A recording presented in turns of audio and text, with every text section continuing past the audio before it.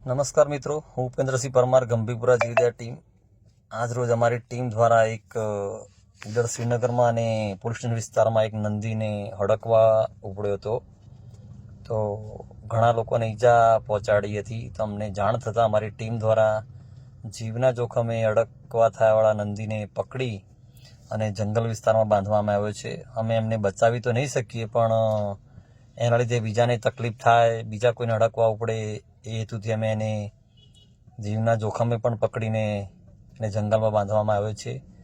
અમારી ટીમ દ્વારા પણ અમે આવા જોખમી કાર્યો કરીને લોકોને સુરક્ષિત રાખવાનો પ્રયાસ કરીએ છીએ, જેથી કરી અમારી બીજા લોકોને કોઈને ઈજા ના પહોંચે અને તકલીફ ના પડે.